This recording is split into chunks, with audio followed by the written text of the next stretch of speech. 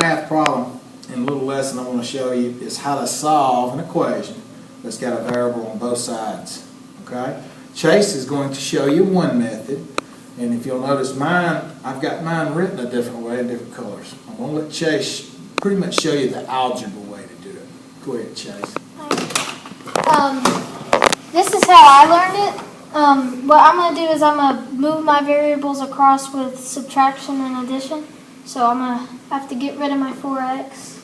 So what you do to one side, you have to do to the other. So that gives me 3x. Since I got my x on this side, I have to get rid of my normal number, my whole number over here. So I'm going to have to add to get rid of the negative. Go over here, I'm going to add. That gives me 12. 3x equals 12. To get x by itself, you have to divide. Divide by 3. Divide by 3.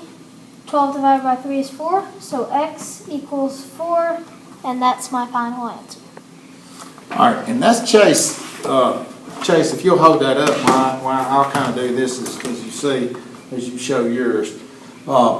And what we were talking about earlier, a lot of people in 8th grade, I don't know if their brain's not developed fully yet. I mean, seriously, a lot of people just cannot understand what Chase just showed you.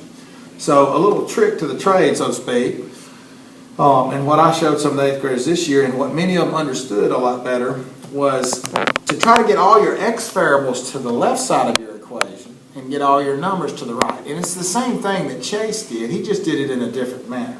So what I tried to teach was it's almost like having 2 yards. And this is like the Smith's yard, and this is the Jones yard.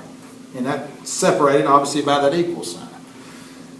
When you got like Chase, when he got down to 3x equals 12, well, 99% of 8th graders can tell you what that answer is. They know how to get there. And that's kind of why I want to use this shortcut. I put the x terms in blue.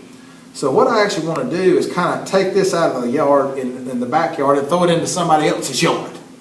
And how I do that, or what I do when I do that, is I have to change the sign. It's almost like you're throwing some trash across the yard. And you have to flip the sign. So if I rewrite my problem, I have 7x minus 4x. You'll notice that was positive and it became negative. And the same thing is going to happen with your numbers. I have a positive 9 over there. When I flip this across the yard or throw it into the other yard, that's got to change signs. So since this one's a negative 3 or a minus 3, it becomes a positive 3.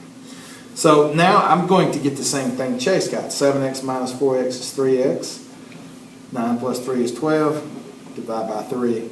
And we already knew through algebra, or a little trick of the trade, the final answer is x equals 4. He still subtracted and added. He just got them both on the same side before he subtracted and added. That's correct, Chase.